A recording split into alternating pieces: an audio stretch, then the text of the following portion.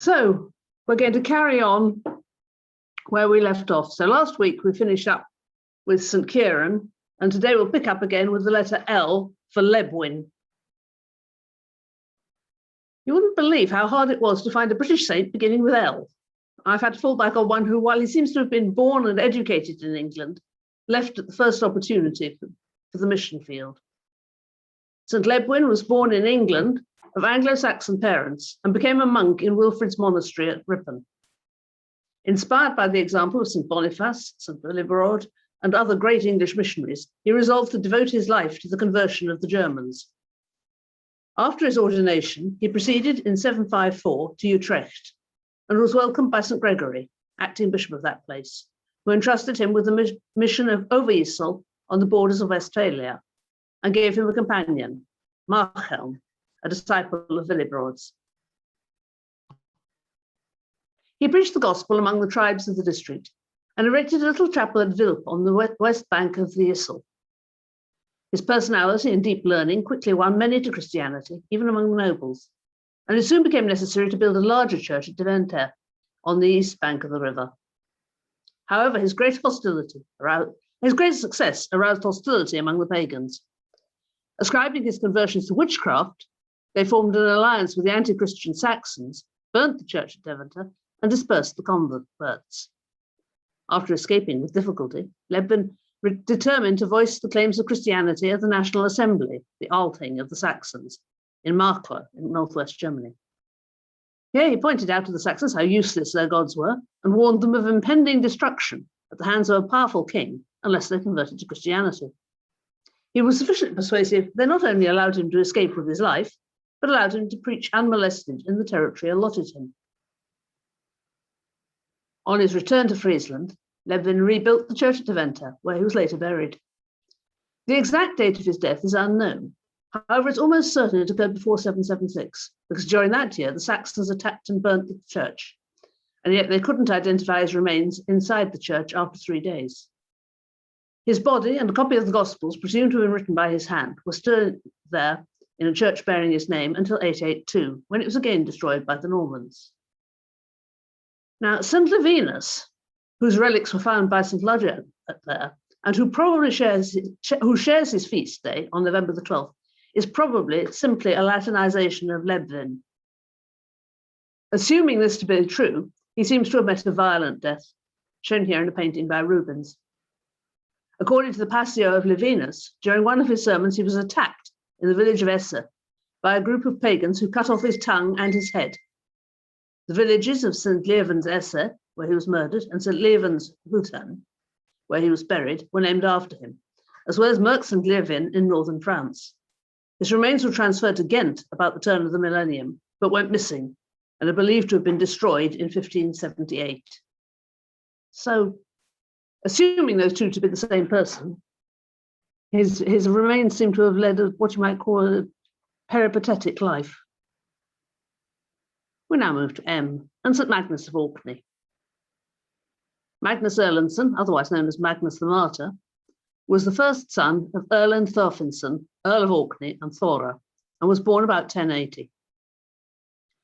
His grandparents, Thorfinn and Ingebjorg, had the two sons, Erlend and Paul, who were twins. Though Ingebjorg's father, Finn Arneson, the family was related to the Norwegian kings Olaf II and Harald II. Paul and Erlend remained on friendly terms until their children grew to adulthood, when acute rivalry developed between Håkon Paulsson and Erling Erlendsson. Both are described as talented, but also quarrelsome and arrogant. Magnus, by contrast, was a quiet sort of man. Håkon believed himself to be the most highly born of the cousins and wanted to be seen as the foremost among his kin. But Erling was not one to back down. The fathers did their best to reach a settlement, but eventually the earldom was divided into two distinct territories. Håkon Paulsson went to Scandinavia, staying with his kinsman Magnus Barefoot, the king of Norway. When he heard his father Paul had handed over control of Orkney to Erlend and his sons, and that the people of Orkney were not keen to see Håkon return, he asked King Magnus for help.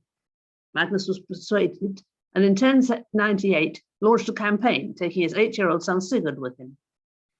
However, King Magnus had designs that were not envisaged by Håkon.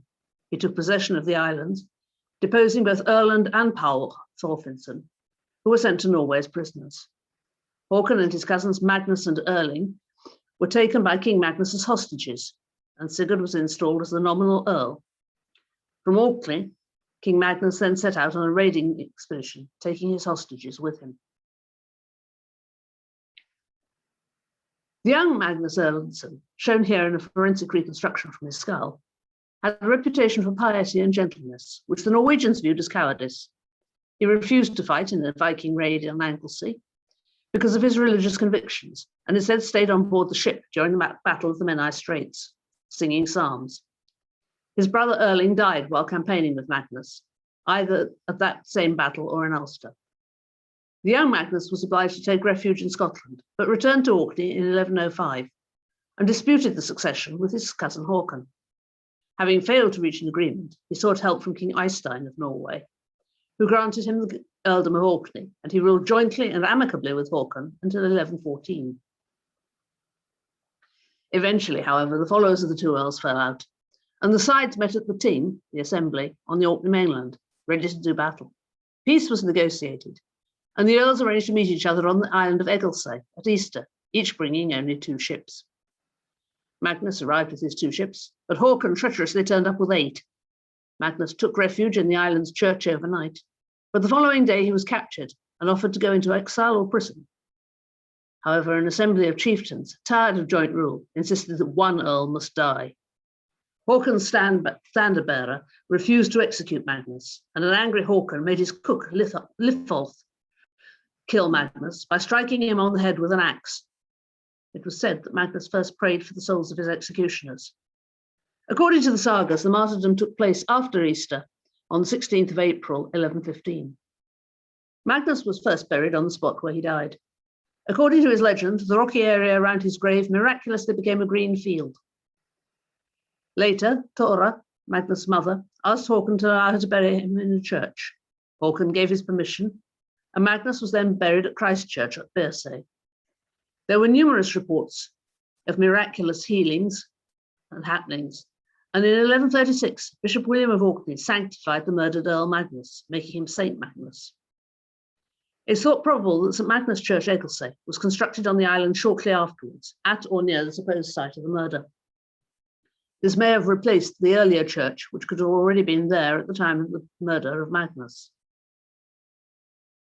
Magnus's nephew, Ronvold Kali Kolson, laid claim to the earldom of Orkney and was advised by his father Kol to promise the islanders to build a stone minster at Kirkwall in memory of his uncle, the Holy Earl, and this became St Magnus Cathedral on Kirkwall. When the cathedral, begun in 1137, was ready for consecration, the relics of St Magnus were transferred. On the 31st of March 1919, during restoration work, a hidden cavity was found in a column containing a box with bones, including a damaged skull. These are held without much doubt to be the relics of St Magnus. I think that must have been 1819. I read that without thinking, because the remains were replaced in the pillar in 1926 with a site marked with a cross. After the death of Magnus, Håkon took over the whole of Orkney and made all those who had previously served Magnus swear oaths of allegiance. Having consolidated his position as Earl, Håkon then went on pilgrimage to Rome and then on to Jerusalem, where he bathed in the River Jordan. It has been suggested that the ruined round church at the Royal Hall of Orphea derives from Håkon's memory of the Church of the Holy Sepulchre. We move another northern saint, St Ninian. He is a Christian saint first mentioned in the 8th century as being an early missionary among the Pictish peoples of what is now Scotland. For this reason, he is known as the Apostle to the Southern Picts, and there are numerous dedications to him in those parts of Scotland with a Pictish heritage, throughout the Scottish lowlands, and in parts of northern England with a Northumbrian heritage. He's a shadowy figure in history, acknowledged as Scotland's first saint, with the date 397 AD celebrated as the beginning of his mission to his people. The Southern Picts were the Picts south of the mountains which crossed Scotland north of the Firths of Clyde and Forth. in other words, the lowlands.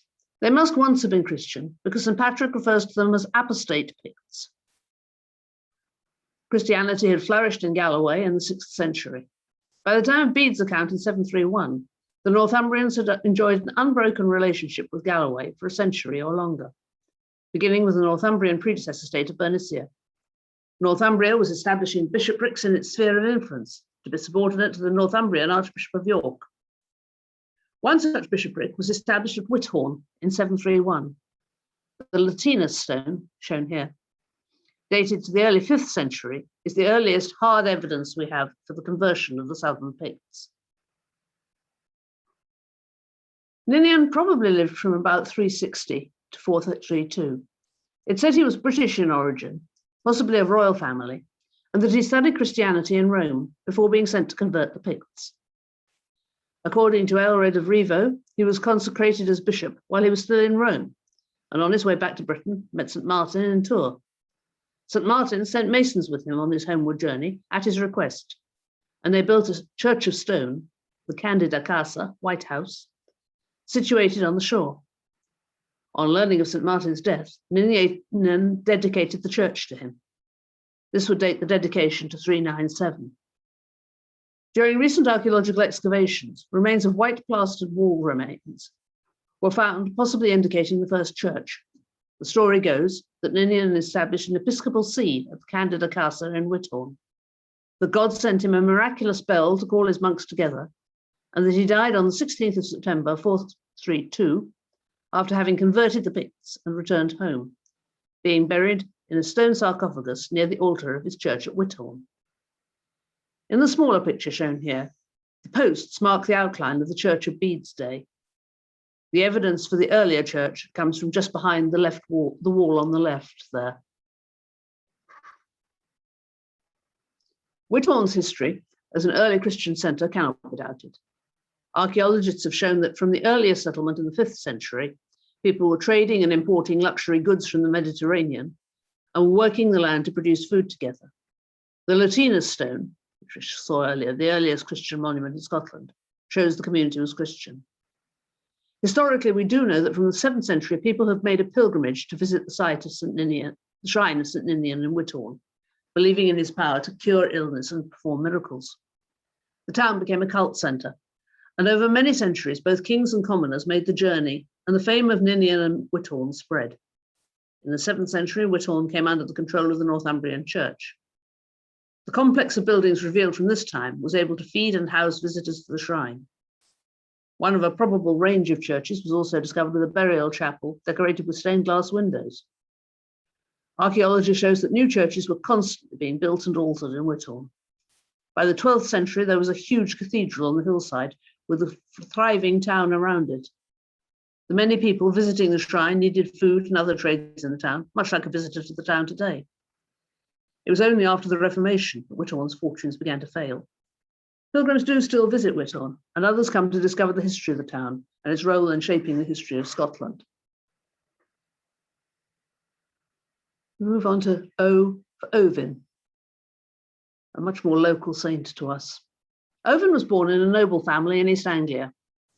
There he served Princess Etheldreda, also known as St. Audrey, and he ran her household after she married Egfrith of Northumberland, until Etheldreda became a nun and joined her aunt Ebba at the monastery of Coldingham. Ovin, who had tired of court life, decided that he would adopt the monastic life as well, and set out to join the monastery at Lastingham under St. Chad. Ovin, who was a strong, well-built man, and dressed in the clothing of a handyman, he carried simply an axe and an adze. He made the journey to Lastingham on foot, earning his keep as he went. The journey was difficult and dangerous. Sometime later, he went back and placed wooden crosses all along the route to serve as markers for pilgrims and travellers. At Lastingham, Ovin chose to work hard on the land rather than to study. He made it clear to Chad that he had no interest in reading and writing, that he already knew the Psalter by heart, and that he wished to pray through manual labour. When Chad was made bishop, Ovin accompanied him as travelling companion and biographer, following him to Lichfield, where he was a novice monk under St. Chad's care. At Lichfield, Owen continued to do the outdoor work around the monastery, while the 7 other monks were busy reading and writing. One day, when he was working alone in the fields near St. Chad's residence, hewing down trees and cutting logs of wood for burning, Owen heard the sound of music or singing, apparently descending from the sky to the oratory where the saint was praying. He stayed his axe and looked round, but he could see no one. The air was calm and still. The monks were all hard at work in their cells. His bishop, he knew, was quite alone in his room. Still, he felt sure he heard strains, as of persons chanting in a strange, sweet way. Sounds seemed to be in the air as if coming from heaven. Then, after a full half hour, they seemed to die away and return to heaven. When the monks came together in the church, St. Chad stood before them, and after urging them to live good Christian lives and to continue keeping the monastic rules, when the other monks went away, Owen returned to St. Chad and begged to know more about the singing he'd heard. St. Chad told him he had been visited by angelic hosts, summoning him to heaven, and that the angels would return in 7 days to take him to heaven. St. Chad was quickly taken ill and died a week later, on the 2nd of March, 672. He'd been Bishop of Lichfield or Mercia for just 3 years. Bede goes on to tell us he was called saint immediately after his death. Some people say Owen eventually died in Lichfield soon after, but in Lastingham it's believed he returned there and is buried in the churchyard. Right, P, and another fairly local saint, Paulinus of York. Paulinus was a monk from Rome, probably an Italian by birth, sent to the Kingdom of Kent by Pope Gregory I in 601 as part of the second group of missionaries sent to convert the Anglo-Saxons. They arrived in Kent by 604, but little is known of Paulinus' further activities until he went to Northumbria. Bede describes Paulinus as a man tall of stature, a little stooping, with black hair and a thin face, a hooked and thin nose, his aspect both venerable and awe-inspiring. He remained in Kent till about 625, when he was consecrated as bishop by the Archbishop of Canterbury. He then accompanied Ethelberg, the sister of King Adbald of Kent, to Northumbria, where she was to marry King Edwin of Northumbria. A condition of the marriage was that Edwin had promised he would allow her to remain a Christian and worship as she chose. Bede states that Paulinus wished to convert the Northumbrians, as well as to provide religious services to the new queen. Bede relates that Paulinus told Edwin that the birth of his daughter Eanfled in Essex, Easter, 626, was because of Paulinus's prayers. The birth coincided with a foiled assassination attempt on the king by a group of West Saxons. Edwin promised to convert to Christianity and allow his new daughter Eanfled to be baptized if he won the victory over Wessex. He did not fulfill his promise immediately after his military success, however, only converting after Paulinus had revealed the details of a dream the king had had during his exile at the court of King Radwald. This knowledge might suggest that Paulinus had spent some time at Radwald's court before coming up to York. And this is Radwald standing in front of the mound at Sutton Hoo. It's unlikely it was Paulinus' persuasion alone that caused Edwin to convert. The Northumbrian nobles seem to have been willing, and the king also received letters from Pope Boniface V urging his conversion. Edwin and many of his followers were baptized at York in 627. During a stay with Edwin and Ethelberg at their palace in Yeavering, Paulinus spent 36 days baptizing new converts. Paulinus was also an active missionary in Lindsey, and possible traces of his church in Lincoln remain. The second phase of building at the Church of St. Paul in the Vale in Lincoln. And here is a plan of Paulinus' church and where it stood in relation to the Roman Basilica. Pope Gregory's plan had been that York would be England's second metropolitan see, so Paulinus established his church there. Although built of stone, no trace of it has been found. The only real certainty is that it was not under York Minster. However, I have my suspicions about St. Michael the Belfry, a late medieval church built on a pre-conquest alignment. Among those consecrated by Paulinus were Hilda of Whitby and Eanfled, Edwin's daughter. As the only Roman bishop in England, Paulinus also consecrated another Gregorian missionary, Honorius, as Archbishop of Canterbury, sometime between 628 and 631. Pope Honorius wrote in June 634 to Paulinus and Archbishop Honorius, saying he was sending a pallium, the symbol of high authority, to each of them. Edwin's defeat and death led to a sharp decline in Christianity in Northumbria, and the widowed Queen Ethelberg fled to Kent, taking Paulinus with her. He was offered the see of Rochester, which he held until his death. Paulinus died on the 10th of October 644 at Rochester and was buried in the sacristy of his cathedral church, the outline of which is marked on the paving outside the current cathedral. After his death, he was revered as a saint with a feast day on the 10th of October, and when a new church was constructed at Rochester in the 1080s, his relics were translated to a new shrine. There also were shrines to Paulinus at Canterbury, and at least 5 churches were dedicated to him. But just because yesterday was St. Patrick's Day, we're having a buy one, get one free on the letter P. The dates of Patrick's life cannot be fixed with certainty, but there's broad agreement he was active as a missionary to Ireland during the 5th century. His biblical quotations are a mixture of the Vetus Latina, the Old Latin, and the Vulgate, the latter completed in the early 5th century. Suggested he was writing at the point of transition, although it's possible the Vulgate readings may have been added later, replacing earlier readings. Nevertheless, a late 4th century date for the saint is not impossible. The monastic Anglicanum says he was born in 361. Other sources either say his birth year is unknown or speculated to be around 385. The Irish annals for the 5th century date Patrick's arrival in Ireland at 432, but they were compiled in the mid-6th century at the earliest. In 461, the annals say, here some record of the repose of Patrick. In 492, they record the death of Patrick, the archapostle of the Scots, on the 17th of March at the age of 120. Now, supporting the later date, the annals record that in 553, his relics were placed 60 years after his death in a shrine by St. Columba.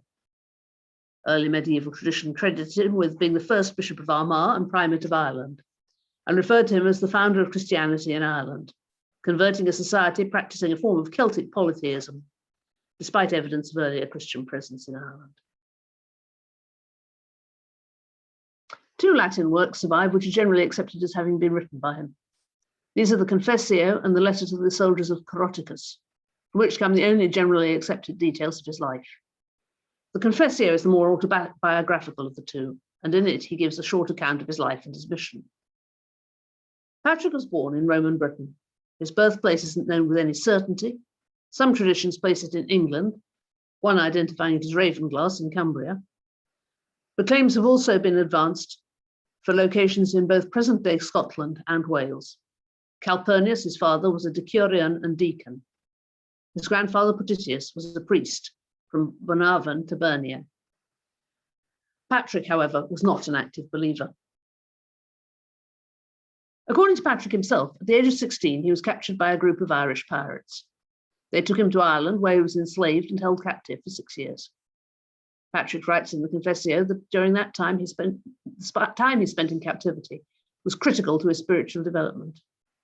While in captivity, he worked as a shepherd, possibly at Slemish in County Antrim, near what is now called St. Patrick's Mountain, and strengthened his relationship with God through prayer, eventually converting to Christianity. After 6 years of captivity, he heard a voice telling him that he would soon go home, and that his ship was ready. Fleeing his master, he travelled to a port 200 miles away, where he found a ship and with difficulty persuaded the captain to take him. After 3 days sailing, they landed, presumably in Britain, and apparently all left the ship, walking for 28 days in a wilderness and becoming faint from hunger. After Patrick prayed for sustenance, they encountered a herd of wild boar. Since this was shortly after Patrick had urged them to put their faith in God, his prestige in the group was greatly increased. After various adventures, he returned home to his family, now in his early 20s, and once back in Britain, continued to study Christianity. He studied it then in Europe, at Auxerre, and St. Germanus of Auxerre, a bishop of the Western Church, ordained him to the priesthood. He returned to Ireland as a Christian missionary. Tradition has it he was not welcomed by the locals and was forced to leave and seek a more welcoming landing place further north. He rested for some days at the islands off the Skerries coast, one of which still retains the name of Innispatrick. The first sanctuary dedicated by Patrick was at Sol in County Down. He seems to have been accused of some sort of financial impropriety, and perhaps of having obtained his bishopric in Ireland with personal gain in mind. He writes he returned the gifts which wealthy women gave him, did not accept payment for baptisms, nor for ordaining priests, and indeed paid for many gifts to kings and judges, and paid for the sons of chiefs to accompany him. Patrick's position as a foreigner in Ireland was not an easy one. His refusal to accept gifts from kings placed him outside the normal ties of kinship, fosterage, and affinity. He also worked with the unfree and the poor, encouraging them to vows of monastic chastity.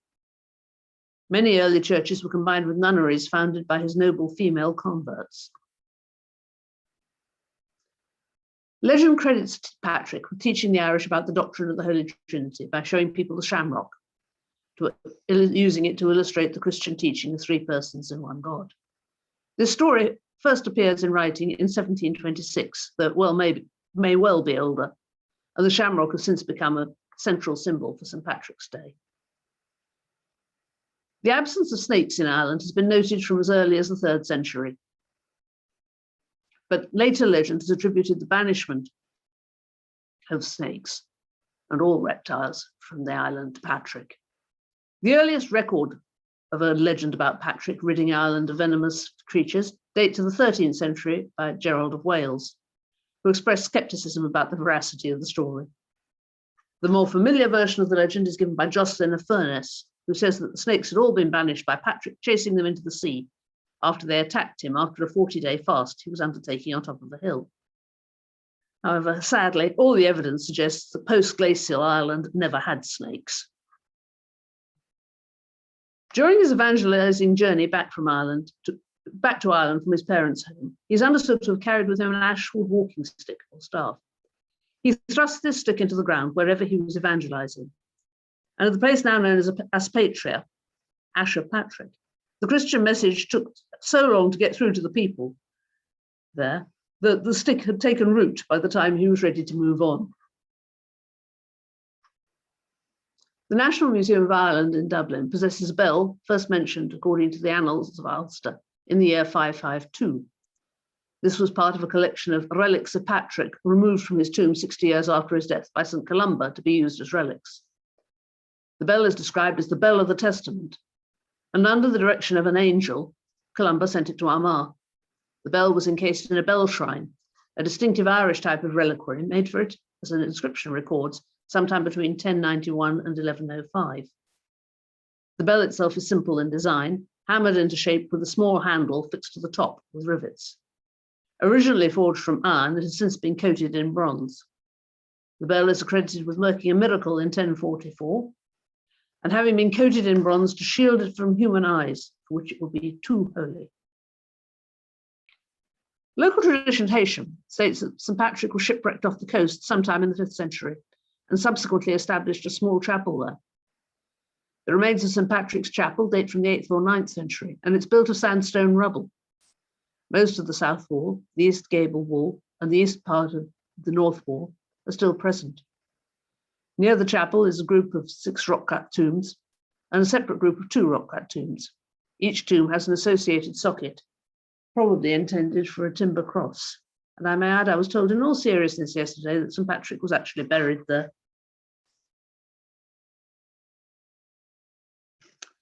Q. Well, this really is a cheat, as no British saints seem to begin with the letter Q. In fact, the church in the village of St. Q is nowadays dedicated to St. James. St. Q was a Welsh girl from Gwent, where she founded the church of Langua. She was the sister of St. Ochal and travelled Somerset, founding the church of Qstoke on the way, to Llanachw, St. Q in Cornwall, to visit his monastery. However, Ochal would not admit cure until she had rid the region of a man-eating bear. She's said to have tamed the creature, which then became her companion. Though more recent tradition says she inspired the locals to hunt it down and kill it. Q was thus allowed to build herself a small hermitage and chapel near her brother's. She died on the 8th of February, year unknown, and was subsequently remembered more fondly than Dochar. The present village of St. Q grew up round her church, and this is a window from that church. We now move to a saint of whom I only heard a few days ago, about a week ago. St. Ragnar of Northampton. Almost all we know about St. Ragnar comes from a short Latin text surviving in 2 late medieval manuscripts, which describes how his relics were supposedly discovered at St. Peter's Church in Northampton in the 11th century. The only information this text provides about Ragnar's identity is the claim that he was the nephew of the more famous St. Edmund of East Anglia, who was killed by a Viking army in 869. It says that Ragnar died alongside him and was therefore a martyr and saint, though no other source mentions this or gives Edmund a relation with this name, which seems to be the Viking name Ragnar. The text has much less to say about Ragnar himself than about the discovery of his relics. This rather touching story involves a series of visions revealed to a simple but devout Norwegian man living in Northampton, who is miraculously shown where the martyr, unknown to anyone else, is buried in the church. He persuades the priest of St. Peter's to excavate the spot where they find the relics, and an inscription explaining the saint's connection to St. Edmund. It's a reward for the patient devotion of the unnamed Norwegian man, whom no one had taken seriously until his visions were thus proved true. The link with Norway is emphasized in the manuscript by the use of Old Norse to transcribe his speech in an otherwise Latin manuscript. In medieval hagiography, these kinds of discovery stories are often linked to moments when churches are being remodeled. So this story, although the text sets it just before the Norman conquest, seems to have emerged in the middle of the 12th century, when St. Peter's was rebuilt in splendid Romanesque style. The church has some of the finest Norman carvings in England, including a beautiful grave cover, which may be associated with St. Ragnar's shrine. As well as this one short account, there is a reference to Ragnar in a 12th century text from Peterborough. Otherwise, he seems to be entirely unknown. There is no evidence that the saint was venerated anywhere other than Northampton, but his shrine endured there. In the 15th century, the Feast of St. Ragnar was being celebrated at St. Peter's on the 21st of November, the day after St. Edmund's. Who was this mysterious St. Ragnar? Since St. Edmund was so popular, medieval hagiographers provided him with a number of saintly relations, for whom there is no historical basis. But in Ragnar's case, his name and the connection to St. Edmund hint at something more interesting, a possible link with medieval legends about the Viking hero Ragnar Lothbrok, Ragnar Hairy Breeches. The Ragnar of Old Norse sagas was certainly no saint, nor a relative of St. Edmund. However, 2 men whom medieval legends called the sons of Ragnar, Ivar and Ubba, were said in both Scandinavian and English tradition to be responsible for St. Edmund's death. And legend explained their relationship with him in various ways. Ragnar Lothbrok, in medieval English sources, especially ones linked to the cult of St. Edmund, is very different from the equivalent figure in Norse tradition, famous today from the TV series Vikings. In East Anglian stories, Lothbrok appears not as a fearsome Viking, but as Edmund's friend and protege, who turns up at his court by accident. He's shipwrecked and is murdered out hunting by a jealous member of Edmund's court. His faithful dog sees the killer and reports the murder to Edmund.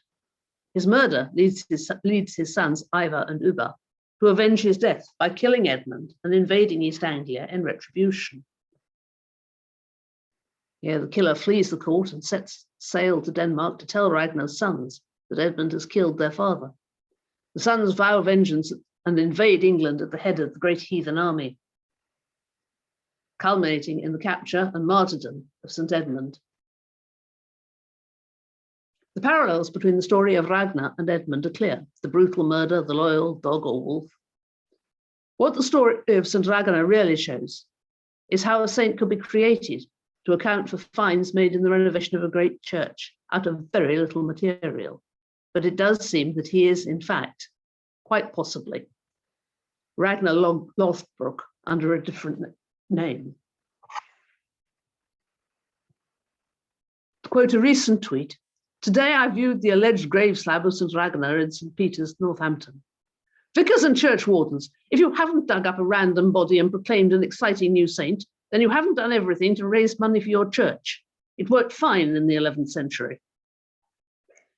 It's perhaps too speculative to suggest that the grave cover includes the motifs of the severed head, the dog, and the hawks that feature in the medieval accounts of Ragnar. These stories about the 9th century invasions belong to a complex web of legendary history which circulated in the Middle Ages between England and Scandinavia, and so it doesn't seem like a coincidence that it was a Norwegian man who was at the impetus for the cult of St. Ragnar in Northampton. Did he know a Norwegian version of the story of Ragnar Lothbrok, which he combined with local traditions about St. Edmund? It's a fascinating idea. The pagan Ragnar Lothbrok, scourge of churches, celebrated as a Christian martyr. We can't know if there really is a link, but what I like about this story is we have a glimpse here of a very local tradition, perhaps just one man's story that he told his neighbours in Northampton. We now move down to Cornwall. S for Sullivan. Sullivan, or Solomon, was the son of St. Geraint of Wales and the brother of St. Justin St. Bracha. He married St. Gwen, an Irish princess resident in Pembrokeshire, and their son was St. Sibby, or Cubi. He was probably born in the mid-5th century. Gwen and Cubi seem to have stayed in Wales, when Sullivan was called to evangelise West Cornwall. He is said to have arrived from Wales at Porthchapel Beach, and there built a small chapel and hermitage close to the beach. That is what remains of his chapel and hermitage. And here you can also see the Holy Well.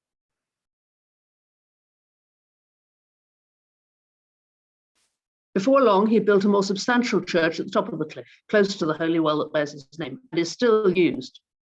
In winter, water is brought from it to the church font for baptisms, while in the summer, baptisms are actually carried out at the Holy Well. The current church of St. Leven is largely 15th century and solidly constructed of granite. St. Leven is said to have been walking to go fishing and take the services at this church, when an old lady called Joanna stopped him as he walked past her garden and told him off for going fishing on a Sunday. He responded he was doing the same as her, gathering necessary food. He cursed her name, saying he would baptize no child called Joanna, as it would be a greater fool than her. And certainly there are only 2 baptisms, both of them from the 19th century, of Joannas in the St. Leven's registers, which go back to 1520-ish. He then built himself a house on the cliff top, close by where Minack Theatre now stands, but still walked daily to fish from Porthchapel Beach, catching just enough fish for his needs. One day when he hauled in his line, there were 2 fish on the hook. Unable to decide which to take, he threw them both back and tried again. 3 times this happened, and eventually he took both fish home, only to discover that his sister Breacha and her children had come to visit. Outside the church stands a St. Leven stone, a large round boulder split in half and quite possibly a relic of pre-Christian worship. Sullivan is said to have hit it with his fist and split it, saying that when a fully loaded pack horse could pass through the gap, the end of the world would come. St. Sullivan seems to have died, or at least been buried, in St. Justin in Penwith, as his tombstone stands in the church dedicated to his brother. Originally, it was built into the wall near the altar, but in 1824 it was stood upright. Standing 5'5" tall on a large square base, it's a Romano Christian stone. On the front side, there's an incised Cairo cross, while on the opposite side, a Latin inscription, Selus hic jacet, or here lies Selus. It seems to be the center of a modern cultus, as women still come to leave flowers, gifts, and cards by the stone, praying for or giving thanks for the birth of a child. Now here we have another incomer into Britain, Theodore of Tarsus, who was Archbishop of Canterbury from 668 to 690. He grew up in Tarsus, but fled to Constantinople after the Persian Empire conquered Tarsus and other cities.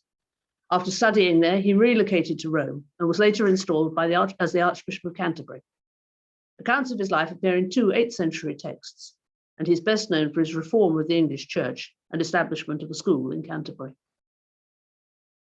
He was born in Tarsus in Cilicia under the Byzantine Empire. His childhood saw devastating wars between Byzantium and the Persian Sassanid Empire. And about 613, Persian forces captured Tarsus. Theodore was 11 or 12 years old, and evidence exists that he gained experience of Persian culture. Most likely he studied in Antioch, home of a distinctive school of scholarship of which he was a proponent. He also knew Syrian culture, language, and literature, and may well have traveled to Edessa. However, the arrival of Muslim rulers in 637 drove Theodore from Tarsus. He may have fled earlier, but he was probably about 35 years old when he left his birthplace. Reaching the Eastern Roman Empire, he studied in the Byzantine capital of Constantinople, including the subjects of astronomy, calculation of the date of Easter, astrology, medicine, Roman civil law, Greek rhetoric and philosophy, and the use of the horoscope. At some time before the 660s, he had travelled west to Rome, where he lived with a community of Eastern monks, probably at the monastery of St. Anastasius. At this time, in addition to his Greek intellectual inheritance, he became learned in Latin literature, both sacred and secular. The Synod of Whitby, having confirmed the decision in the Anglo-Saxon Church to follow Rome in 667, when Theodore was aged 66, the See of Canterbury fell vacant. Wighard, the man chosen by Egbert, King of Kent, and Oswy, King of Northumbria, to fill the post, unexpectedly died on his way to Rome to receive the pallium. Following Wighard's death, Theodore was chosen by Vitalian and consecrated Archbishop of Canterbury in Rome on the 26th of March, 668, and arrived in 669. He conducted a survey of the English Church, appointed various bishops to sees that had lain vacant for some time, and then called the Synod of Hartford in 673 to institute reforms concerning the proper calculation of Easter, episcopal authority, itinerant monks, the regular convenings of subsequent synods, marriage and prohibitions of consanguinity, and other matters.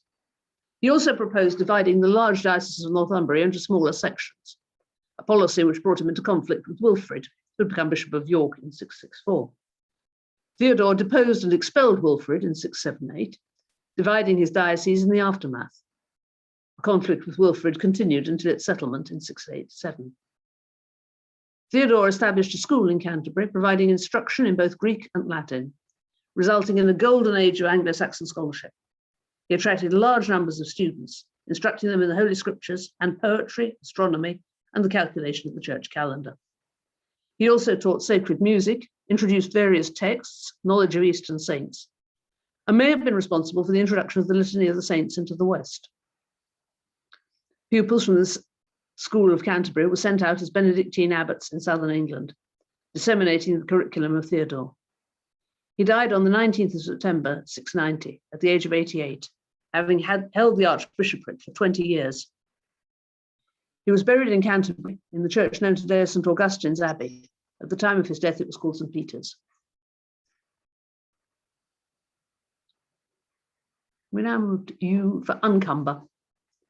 St. Uncumber, also known as St. Wilgefortis and Santa Liberata, appears to have arisen in legends from the 1300s and generally regarded as fictitious. She had apparently been promised in marriage to a pagan king, but had taken a vow of virginity. She prayed to be made repulsive to her fiancé, and as a result grew a beard. Most, but not all her representations show her being martyred by crucifixion and a clear black beard. She appears on the early 16th century screen at St. Mary the Virgin in Worsted. Art historians have argued that the origins of the art can be found in Eastern-style representations of the crucified Christ, and in particular the Holy Face of Lucca, a large 11th century carved wooden figure of a Christ on the cross, bearded like a man, but dressed in a full-length tunic that might have appeared to be like that of a woman, instead of the loincloth common in depictions in the West. The theory is that when the composition was copied and brought north by pilgrims and dealers, this unfamiliar image led the northerners to create a narrative to explain it. Some older images of the crucified Christ were repurposed, and new images clearly intended to represent the saint created, many with female clothes and breasts. St. Uncumber is still regularly pictured as a bearded woman on a crucifix in Latin America and Europe, but images of her in Britain are rare. Recently, she has been adopted by the LGBTQ community as a heroine and a kindred spirit who did not engage in sexual activity and was sexually ambiguous. However, there's another modern and interesting interpretation of this saint. She seems to fit well with the symptoms of anorexia. Anorectics are classically striving girls with high ethical and moral standards, often from the higher social classes. The condition arises during early adolescence, generated by an inability to cope with adult sexuality, and can be construed as a return physiologically and psychologically to childhood. According to the legend, Uncumber was the daughter of a king, a tyrannical man known for his cruelty and grossness. His daughter was horrified when she learned of his plan to marry her to a pagan king. She had already made a vow of virginity and had planned to give her life to God, not man. In order to preserve her virginity and to avoid marriage, she prayed to God for help. The intensity of her prayer impressed observers. She became ascetic, overcoming her appetite, as an expression of selfless love of God and enhancement of spiritual development. She begged the Lord to deprive her of all beauty, and God granted her prayer by causing her to develop a hairy body and grow a beard. Her fiancé withdrew his suit, and her father, in an uncontrolled rage, had her crucified. While on the cross, she prayed to all to remember the sufferings that encumbrance all women, presumably including menstruation. She claimed that she had been liberated from worldly care and prayed that any woman who used her as a medium of prayer should be similarly blessed.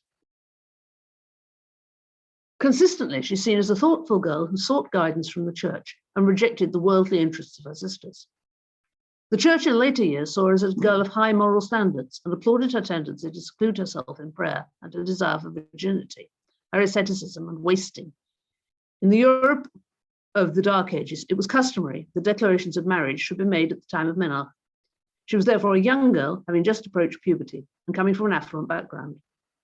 There is an emphasis on the cultural and ethical differences between Ancamba and her pagan father, culminating in her crucifixion by her father, with the support and encouragement of her family, the symbolism of which would not be lost on the anorectic patient of today. The church called her a strong virgin, Virga Fortis, and her loss of weight and female shape and fat distribution led her to be considered as a saint who changed her sex to being a man. More generally, however, she was seen as a woman who had divested herself of female care or problems. Thus, she became a protectress of women with sexual problems, particularly problems associated with childbirth. There was a statue erected to her in Billingsgate, and here it was customary to offer a bowl of oats to her statue when a woman pleaded her case before the saint. Votive offerings of food were not common at this period in England, and our recognition now that anorexia nervosa is essentially the avoidance of carbohydrate leads to fascinating speculation of how this custom developed. The ascetic movement, with its emphasis on fasting, purging, insomnia, and heroic hyperactivity, is all a part of the struggle against the flesh advocated by the early austere Christians. And the cult of St. Ancamba is a late example of this viewpoint. V is for Vortimer. Vortimer the Blessed, or St. Vortimer, is supposed to have been the eldest son and war leader of Vortigern, the British king, who first allowed the pagan Saxons to settle in Britain, and first appears in the 9th century work known as the Historia Brittonum.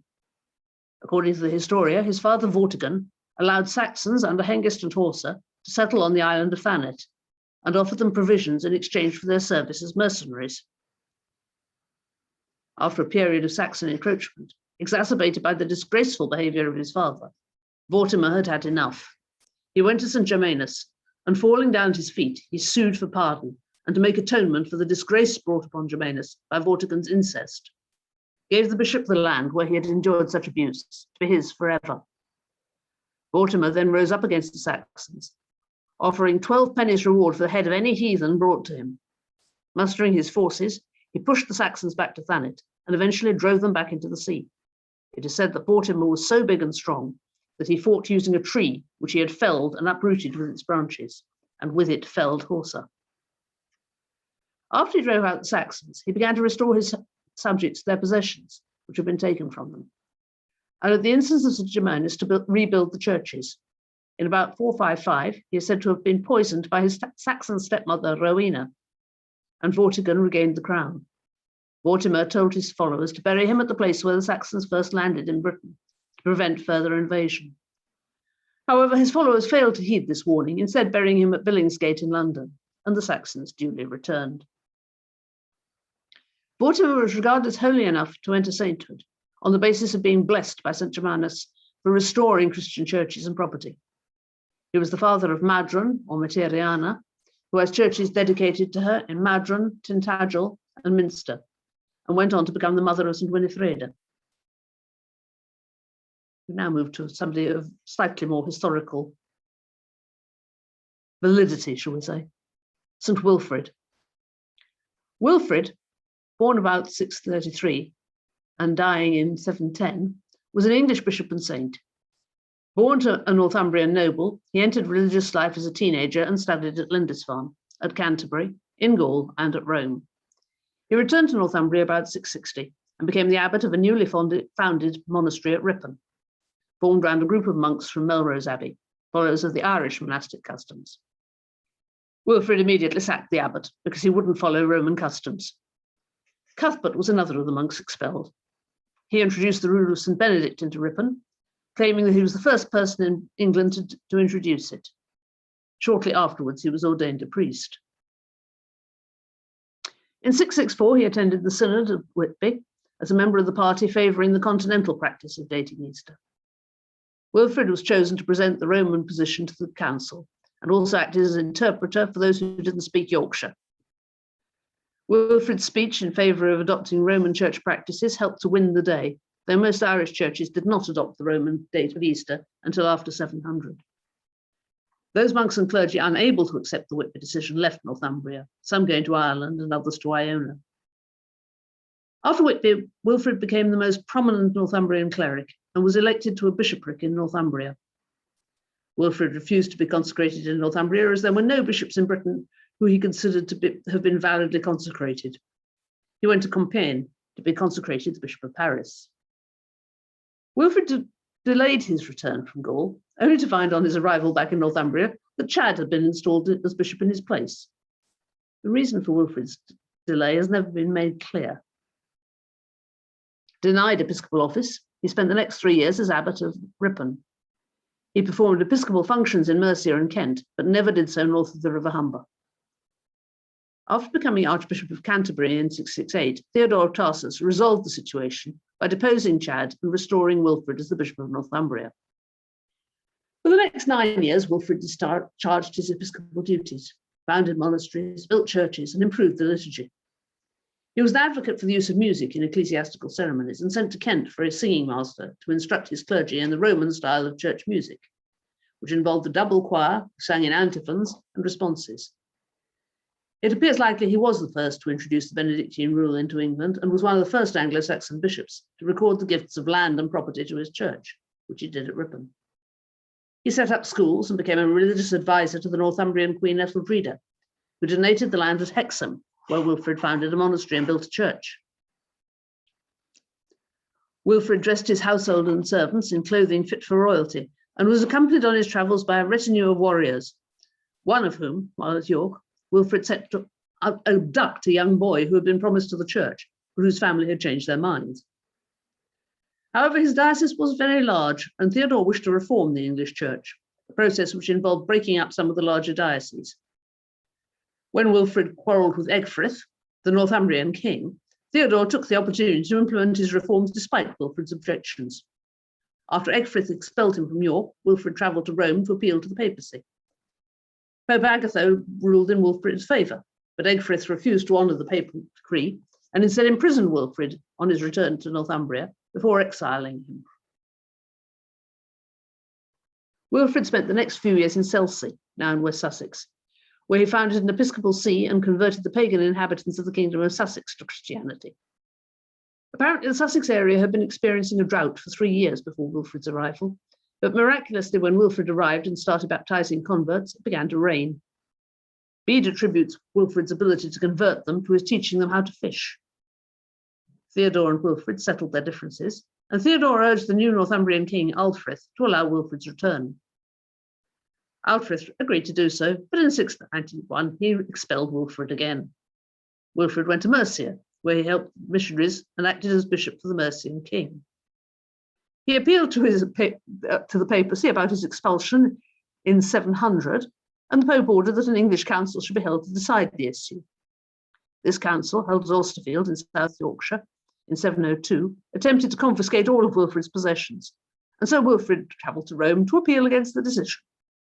His opponents in Northumbria excommunicated him, but the papacy upheld Wilfrid's side, and he regained possession of Ripon and Hexham, his Northumbrian monasteries.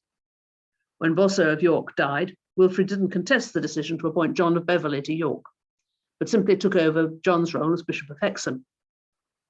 And this is what's left of Wilfrid's church at Selsey. Wilfrid was a prolific founder of churches, which he then controlled until his death, and was a great fundraiser, acquiring lands and money from many of the kings he was in contact with. He built a church capable of accommodating a congregation of 2,000 at Hexham, and his church at Ripon was the first one in Northumbria to incorporate a porticus, similar to those in Kent.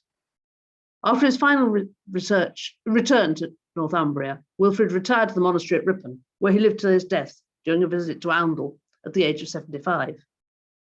A little over a year before his death, in 710, Wilfrid suffered a stroke, which led him to make his will, and he was buried near the altar of his church in Ripon.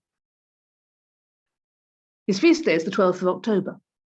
Immediately after his death, his body was venerated as a cult object, and miracles are alleged to have happened on the spot where the water used to wash his body was discarded. After the destruction of Ripon Minster in the 10th century, his relics were held in Canterbury Cathedral. During the 19th century, the Feast of Wilfrid was celebrated on the Sunday following Lammas in the town of Ripon, with a parade and horse racing, a tradition which continued until at least 1908. And to complete the alphabet, we have another really obscure saint whose story can be extracted with difficulty from the Welsh king lists and chronicles, St. Istephan. St. Istephan is said to have been an offshoot of the royal family of Powys in the mid-6th century, the grandson of the Welsh ruler Brochfel. Nothing is known about his father Maughan, but Istephan seems to have come under the influence of his uncle Prince Tysilio, Brochfel's second son. Tysilio fled his father's court at an early age to throw himself on the mercy of Abbot Wydfach of Mayfod and begged to become a monk. A war band was sent to retrieve him, but King Brochfel was eventually persuaded that his son should be allowed to stay. Tysilio probably started his career in Welshpool and afterwards took up residence in Mayfod, where he was associated with St. Boino. Fearful of further trouble from his family, Tysilio set up his base at a hermitage on Innis Tysilio, Church Island in the Menai Straits, and became a great evangelizer on Anglesey. He spent 7 years there before returning to Mayfod and succeeding as abbot. He founded the second church there,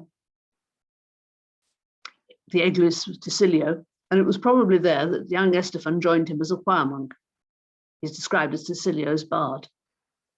After the death of Tysilio's brother, his sister-in-law, Queen Gwenllian, wanted to marry Tysilio and place him on the throne of Powys. Objecting to both proposals, Tysilio refused and found she did all she could to make life miserable for him and the abbey at Mayfod. He resolved to leave for Brittany, with a handful of followers, including Estephan. Tysilio travelled through Difford and across the Channel to St. Suliac, where he established a second monastery. After the death of his sister-in-law, a delegation invited him to return, but he chose to stay where he was. However, St. Istephan seems to have returned to Wales to found a religious house at Llansteffan and to have died there. Tysilio died and was buried at the Abbey of St. Suliac in 640, and this is his reliquary bust. And finally, we come to the saint of the day, St. Edward the Martyr. Edward was the son of King Edgar the Peaceful of England, but was not his family as acknowledged there. He was probably born about 960, but early sources vary as to whether he was a legitimate child by Edgar's first wife, Ethelfleda, or an illegitimate child fathered on a nun of Wilton Abbey.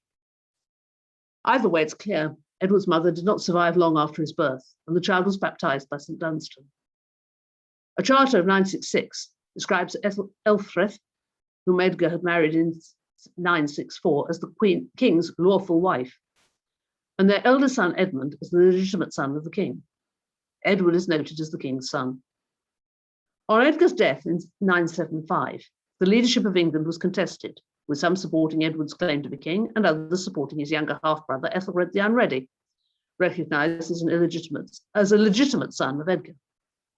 Edward was chosen as king and was crowned by his main clerical supporters, the Archbishops Dunstan of Canterbury and Oswald of York.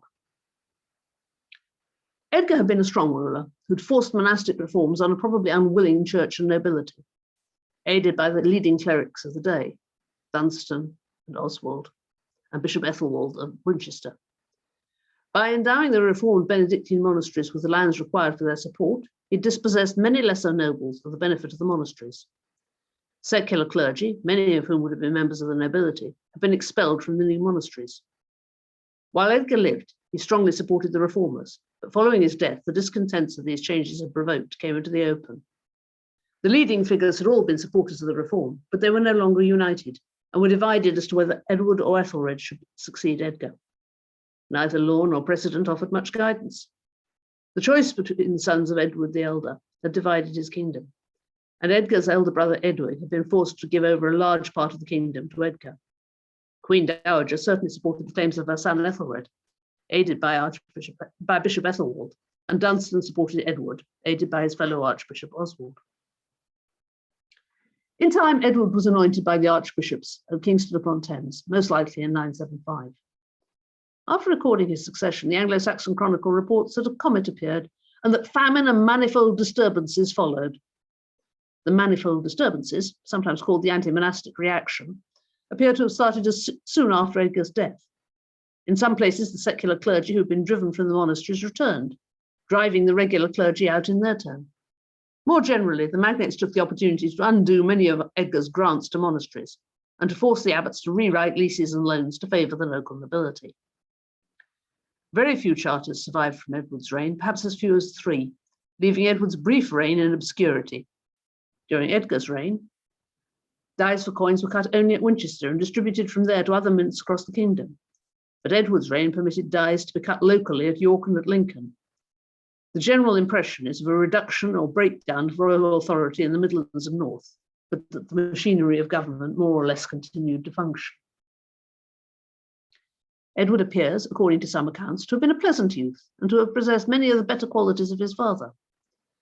He had sought to conciliate his stepmother by lavishing his favour on her and made her a large land grant, but in vain. She lived apparently in a sort of sullen state, away from court with her son Ethelred at Corfe, plotting against Dunstan and the government. One day, on the 18th of March, 978, Edward was hunting in the forest, and knowing that he was in the neighbourhood of Corfe, he left his followers and rode alone to pay a visit to his stepmother. Elfrida received him with the warmest demonstrations of affection, and as he was unwilling to dismount from his horse, she offered him the drinking cup with her own hand. While he was in the act of drinking, one of the Queen's attendants, by her command, stabbed him with a dagger. The prince hastily turned his horse and rode towards the wood, but he soon became faint and fell from his horse, and his foot being entangled in the stirrup, he was dragged along until the horse was stopped, and the corpse was carried into the solitary cottage of a poor woman, where it was found next morning, and according to some accounts, thrown by Elfrida's direction into an adjoining marsh. The version of the Anglo-Saxon Chronicle, containing the most detailed account, records that he was murdered while visiting Elfrida, probably at or near the mound where the ruins of Corfe Castle now stand, and adds he was buried at Wareham without any royal honours. The compiler of this version of the Chronicle says, "No worse deed for the English race was done than this was, since they first sought out the land of Britain. Men murdered him, but God exalted him. In life he was an earthly king, after death he is now a heavenly saint. His earthly relatives would not avenge him, but his heavenly father has much avenged him." Of other early sources, the life of Oswald of Worcester, attributed to Berthfeth of Ramsey, adds that Edward was killed by Ethelred's advisors, who attacked him when he was dismounting. It agrees he was buried without ceremony at Wareham. The life of Oswald portrays Edward as an unstable young man who, according to Frank Stenton, had offended many important persons by his intolerable violence of speech and behaviour. Long after he had passed into veneration as a saint, it was remembered that his outbursts of rage had alarmed all who knew him, and especially the members of his own household. He was hurriedly buried at Wareham, but was reburied with great ceremony at Shaftesbury Abbey, early in 979. According to the life of Oswald, Edward's body was found to be incorrupt when he was disinterred. In 1001, Edward's remains were moved to a more prominent place in the abbey, probably with the blessing of his half-brother, King Ethelred. Edward was already reckoned a saint by this time.